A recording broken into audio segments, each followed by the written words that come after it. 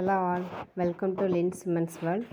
இன்றைக்கி நெக்ஸ்ட் ஆரி ஆன்லைன் கிளாஸில் தாம்பூர் ஸ்டிச் எப்படி பண்ணுறதுன்னு பார்க்கலாம். ஸோ லீவ் ஷேப்பில் ட்ரா பண்ணிக்கோங்க. ட்ரா பண்ணிவிட்டு சென்டர் பார்த்து லைன் போட்டுக்கோங்க. லைன் போட்டுட்டு நம்ம எப்போதும் போல் அவுட்லைன் கொடுப்போம் இல்லையா, அதே மாதிரி குட்டி குட்டி செயினாக அவுட்லைன் கொடுத்துக்கோங்க. அவுட்லைன் கொடுத்துட்டு இப்போ எப்போதுமே நம்ம எண்டு நாட் போட்டு ஸ்டார்ட் பண்ணுவோம் இல்லையா, ஸோ இப்போ எண்டு நாட் போடாமல் எப்படி ஸ்டார்ட் பண்ணுறதுன்னு நான் சொல்கிறேன்.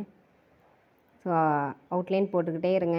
வீடியோ போட்டு ரொம்ப நாள் ஆச்சு, கொஞ்சம் உடம்பு சரியில்லை, வீட்லேயும் கொஞ்சம் ஃபங்க்ஷன் அந்த மாதிரி இருந்ததுனால வீடியோஸ் கண்டினியூஸாக போட முடியல. இனிமேல் கண்டினியூஸாக வரும். ஸோ அவுட்லைன் எப்போதுமே குட்டி குட்டி செயினாக போடுங்க. தாம்பூர் ஸ்டிச் இது ஒரு ஃபில்லிங் ஸ்டிச்சு. நம்ம நிறைய ப்ளவுசஸில் பார்த்துருப்போம். ஸோ த்ரெட் ஃபில்லிங்கில் இது சூப்பரான ஃபில்லிங். ஸோ இப்போ எண்டு நாட் போடாமல் அப்படியே நம்ம உள்ளே எடுத்துகிட்டு வந்துடுறோம். ஸோ எப்போதும் எண்டு நாட் போட்டு மறுபடியும் ஸ்டார்ட் பண்ணுவோம் இல்லையா, ஸோ நம்ம கொஞ்சம் இம்ப்ரூவ் ஆக ஆக எவ்வளோ நம்ம தான் யோசித்து எப்படிலாம் போடணுமோ அப்படி போட்டுக்கணும். எல்லா இடத்துலையும் எண்டு நாட் தான் கட்டாயம் போடணும்னு அவசியம் இல்லை. ஸோ ஃபஸ்ட்டு ஸ்டார்டிங்கில் பிகினர்ஸாக இருப்பீங்க, போடவே தெரியாதுங்கிறதுக்காக தான் எண்டு நாட்டு. ஸோ உள்ளே போடுற செயின் கொஞ்சம் பெரிய செயின், நம்ம அவுட்லைனை போட்ட செயினோட கொஞ்சம் பெரிய செயினாக போடணும். ஸோ ரெண்டாவது நார்மலாக அதே மாதிரி தான், ஃபஸ்ட்டு எப்படி செயின் போட்டு கொண்டு வந்தோமோ அதே தான்.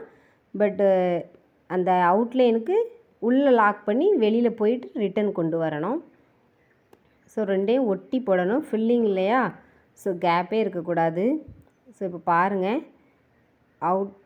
அவுட்லைனுக்கு உள்ளே குத்தி மறுபடியும் வெளியில் கொண்டு போயிட்டு ரிட்டன் கொண்டு வரோம். ஸோ அப்படி கொண்டு வந்தோம்னா அந்த சுருக்கங்கள் ரொம்ப இருக்காது. ஸோ பார்க்க கொஞ்சம் நீட்டாக இருக்கும். ஸோ எல்லாம் ஃபுல்லாக ஸ்டிச்சஸ் அவுட்லைன் ஸ்டிச் போட்டிங்கனாலே அப்படி தான் போடணும். இன்னும் கொஞ்ச நாள் ப்ராக்டிஸ் பண்ணிங்கன்னா அந்த அவுட்லைன் ஸ்டிச்சே நம்மளுக்கு தேவையில்லை. ஸோ இப்போ ப்ராக்டிஸ்காண்டி போட்டுக்கிட்டோம்னா கொஞ்சம் ஸ்டிச்சஸ் நீட்டாக இருக்கும்.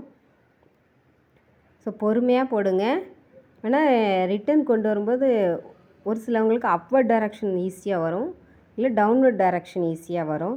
ஸோ நம்மளுக்கு ரெண்டு டைரக்ஷனுமே பழகணுன்னா ஃபில்லிங்ஸ் தான் மஸ்ட்டு. இதை போட்டு பழகிட்டோம்னா எந்த டைரக்ஷன்லனாலும் நம்ம போட்டுக்கலாம். ஸோ கேப் இருக்கக்கூடாது, ஒட்டி ஒட்டி போடுங்க.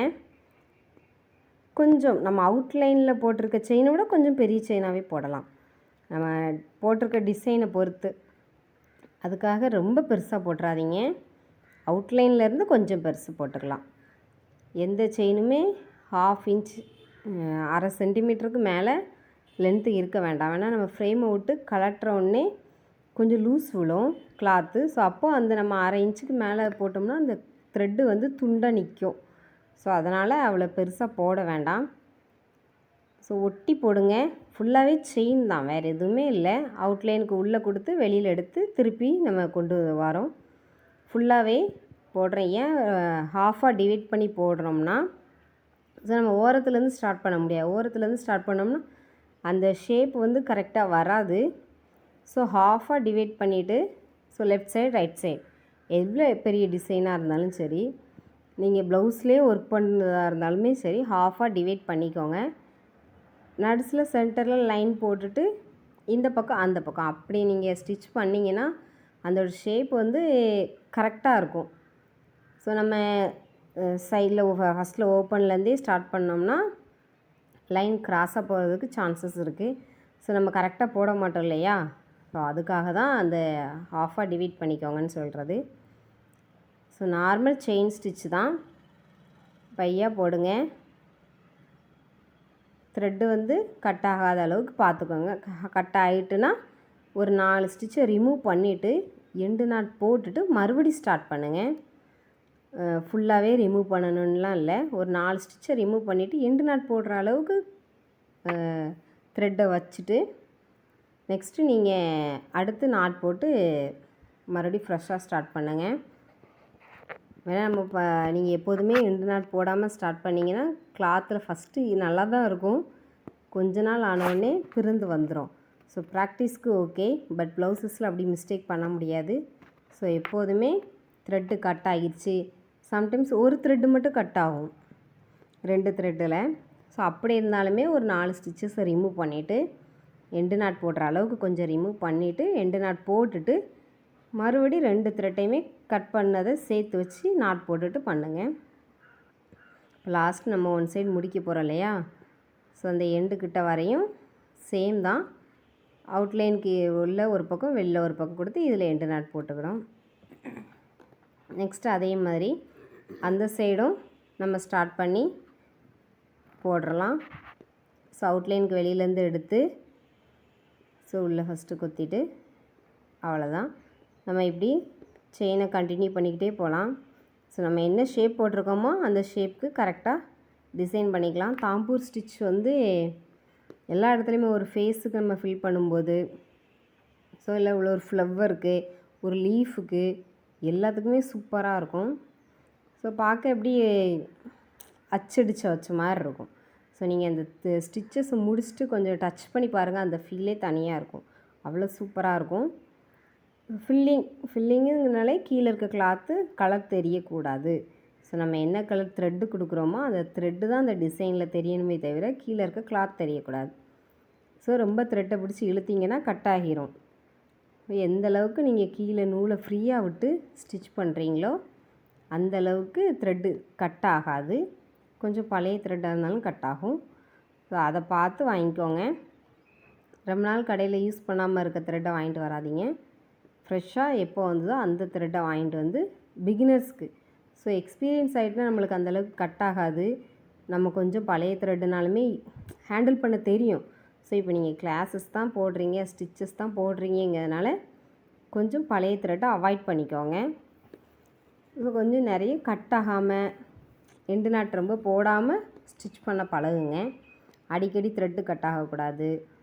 எண்டு நாட் ரொம்ப போட்டு யூஸ் பண்ணக்கூடாது. வேணால் நம்ம போட போகிற எண்டு நாட் வந்து சப்போஸ் சம்டைம்ஸ் நீங்கள் இப்போ பிகினர்ஸாக இருக்கிறதுனால சீக்கிரமே கலண்டுரும், அதாவது ரிமூவ் ஆயிரும். சரியாகவே நாட் போட்டிருக்க மாட்டீங்க. இன்றைக்கி நாட் போட்டிருப்பீங்க, பட் முந்தின நாள் போட்ட ஸ்டிச்சை பார்த்தீங்கன்னா ரிமூவ் ஆகிருக்கும். ஸோ இன்னும் அவங்களுக்கு ப்ராக்டிஸ் ஆகியிருக்காது. எண்டு நாட் ப்ராக்டிஸ் ஆகணும்னா இன்னும் நிறைய ஸ்டிச்சஸ் நீங்கள் கம்ப்ளீட் பண்ணணும். அப்போனா உங்களுக்கு எண்டு நாட் வந்து இன்னும் ப்ராக்டிஸ் ஆகிடும். அதனால் ரொம்ப ஸ்லோவாக போடுங்க. டைம் ரொம்பவே இருக்குது, பையாக போட்டுக்கலாம். ஃபஸ்ட்டு நம்ம கற்றுக்கணும் ஒழுங்காக. கற்றுக்கிட்டு அதுக்கடுத்து நம்ம ஸ்பீடை இன்க்ரீஸ் பண்ணிக்கலாம். ஸோ எடுத்தோடனே எனக்கு ஃப்ரீயாக போடணும், ஃபாஸ்ட்டாக போடணும் அப்படிலாம் இல்லை. ஃபஸ்ட்டு கற்றுக்கோங்க. அதுக்கு பிறகு ஃபாஸ்ட்டாக ஆட்டோமேட்டிக்காக வந்துடும் ஸ்பீடு எல்லாமே. நீங்கள் ப்ளவுஸ் ஒர்க் பண்ணும்போது ஸ்பீடு கட்டாயம் உங்களுக்கு வந்துடும். ஸோ இப்போ இதே தான் நம்ம அவுட்லைனுக்கு உள்பக்கம் குத்தி வெளியில் எடுக்கிறோம். எடுத்து வெளியிலேருந்து மறுபடியும் ஸ்டிச்சஸை கண்டினியூ பண்ணுறோம். ஸோ புரியலைன்னா எனக்கு கமெண்ட் பண்ணுங்கள், இல்லை என் கிளாஸில் இருக்கீங்கன்னா வாட்ஸ்அப்பில் மெசேஜ் பண்ணுங்கள், நான் கிளியர் பண்ணுறேன். ஸோ நம்ம என்ன ஷேப் போட்டிருக்கோமோ அந்த ஷேப்புக்கு ஃபுல்லாக கம்ப்ளீட் ஆகணும். அதுக்கு நம்ம ஃபுல் கான்சன்ட்ரேஷனோடு பண்ணணும். ஸ்டிச் பண்ணிக்கிட்டு இருக்கும்போது ரொம்ப யோசிச்சுக்கிட்டே ஸ்டிச் பண்ணிங்கன்னா அந்த ஸ்டிச்சிங் ஒழுங்காக வராது. ஸோ ஃபுல் கான்சன்ட்ரேஷனும் ஸ்டிச்சிங்கில் தான் இருக்கணும். ஸோ ப்ராக்டிஸ் பண்ணுற வரைக்கும் பொறுமையாக போடுங்க. அந்த அவுட்லைனுக்கு உள்ளே குத்தி வெளியில் எடுத்துகிட்டு வந்துடுங்க. ஒன்லி செயின் ஸ்டிச் தான், வேறு டிஃப்ரெண்ட்டான ஸ்டிச்சஸ்லாம் கிடையாது. செயின் ஸ்டிச் மட்டும்தான். அதே தான் நம்ம ஃபுல்லாகவே கம்ப்ளீட் பண்ணுறோம். கம்ப்ளீட் பண்ணிவிட்டு பாருங்கள், ஃபைனல் லுக் வந்து நல்லாயிருக்கும். ஸோ இதை நிறைய ஷேப்ஸில் கண்டினியூ பண்ணி பாருங்கள். ஏன்னா நான் சொல்கிறது எல்லாத்துலேயுமே ஒவ்வொரு ஷேப் மட்டும்தான். நீங்கள் அதை ஒரு டிசைனாக கன்வெர்ட் பண்ணி போட்டு பார்க்கும்போது தான் உங்களுக்கு அதோட என்னென்ன மிஸ்டேக்லாம் வருது.